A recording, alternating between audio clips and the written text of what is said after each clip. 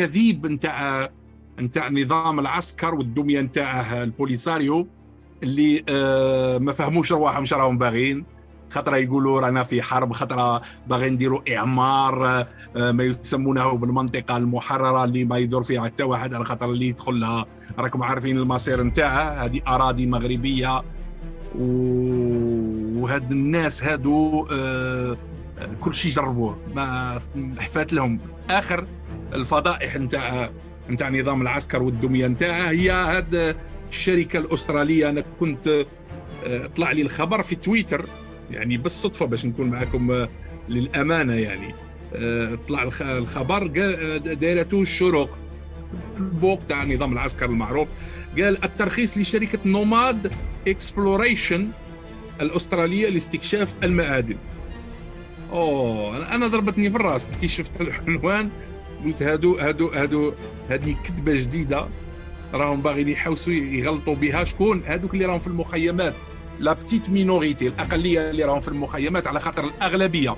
واؤكد لكم هذا الكلام ماهوش تحليل، معطيات. الاغلبيه العظمى من سكان المخيمات راهم متدمرين وبلغوا درجه الياس. باقيين هذوك الاقليه باش يهفوهم ويكذبوا عليهم. قال مشاو نشروا ما يسمى بالهيئه الصحراويه للبترول والمعادن. عندهم هيئه يسموها الهيئه الصحراويه للبترول والمعادن، بس تعرفوا باللي هذه جمهوريه نتاع وهم. هذه قال لك وقعت اتفاق للاستكشاف المعدني يمنح بموجبه رخصه استكشاف لشركه نوماد اكسبلوريشن الاستراليه بمنطقه عبانه المحرره. احنا هذه الرخصه اللي وقعوا عليها احنا ما شفنا لا تصاوير تاع توقيع لا رخصه لا والو، ما وراوش. هذه غير نشرت وكاله لاراز، هذيك وكاله جمهوريه الوهم تاعهم مرسلت، وهذه نقلت عليهم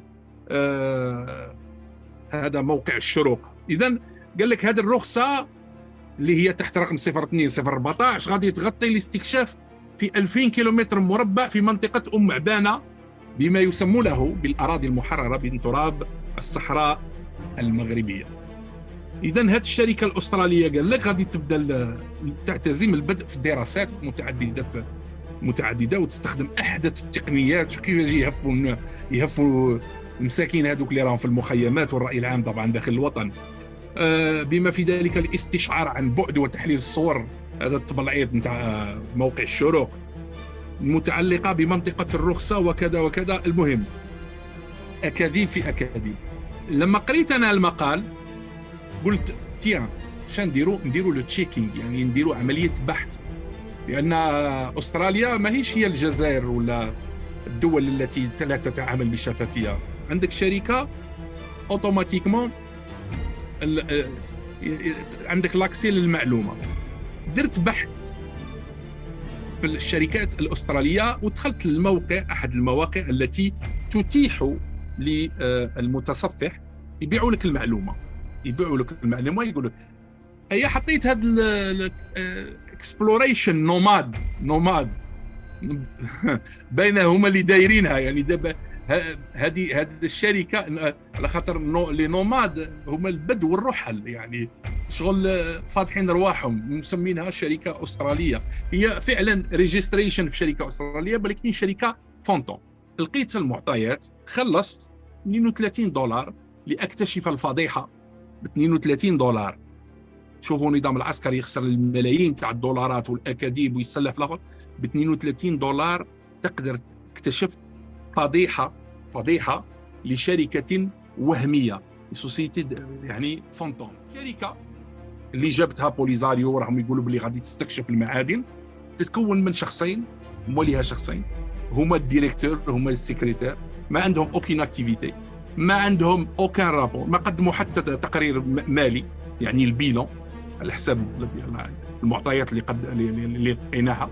وبالتالي هذه جعجعه وماشي يديروا غير باش يهفوا الناس اللي راهم في المخيمات. ومشاو واحد البوق نتاع نظام العسكر الكثير راهم يعرفوه، مشى وراه ستبدا عمليه اعمار الاراضي المحرره والهف نتاعه، وقاعدين يغلطوا في الناس. هذه هي حقيقه. انا هنا نوجه كلامي خصوصا الاخوان اللي المضطهدين المحتجزين بمخيمات الحماده، لا تصدقوا اكاذيب البوليزاريو التي لا يوجد شركه شركه زعما على ارض الواقع، لما تتكلم على شركه اللي تحب تستكشف المعادن ولا تخرج المعادن، ولا هذه خصها يكون عندها الملايين او عشرات الملايين تاع الدولارات وامكانيات، ولا شيء. هذه شركه شبح.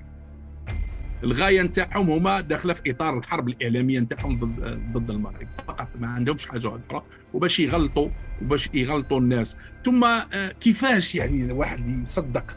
يعني زعما نتمشوا كاع معاكم ونقولوا راكم جبتوا الشركه، ماشي راكم دايرين حرب، ماشي راكم في حرب. اللي في حرب يفكر في الاستثمار ويفكر في الاعمار، تتكملوا الحرب عاد فكروا في الاعمار وفي الاستثمار، باش تعرفوا باللي الجمهوريه وهميه والحرب نتاعهم وهميه، والشركه هذه اللي جابوها وهميه. يعني كل شيء وهم في وهم، يعني كل شيء وهم في وهم، وهم مجرد كما دائما نقول اداه في يد نظام العسكر الذي يوظفهم في صراعه مع المغرب. اذا الغباوه نتاع هذا الناس ما عندهاش حدود، غباوتكم ما عندهاش سقف، ما عندهاش سقف الغباء. يعني في زمن المعلومه وفي زمن يعني التطور التكنولوجي والولوج الى المعلومه بكل سهوله، تحاولوا تكذبوا على الناس وتكذبوا على الراي العام وتغالطوا الناس وتتحدثوا على شركه باغي تستكشف المعادن، وهي شركه تتكون من شخصين. لا سول اكتيفيتي اللي عندهم هو ان توظيف اسمهم، لانها باش يوظفوا شركه اللي مواليها في الاسترالي النظام العسكري خلص قال نخلصوكم وقولوا باللي احنا رانا جايين نستكشفوا المعادن فيما يسمونهم هم بالمنطقه المحرره.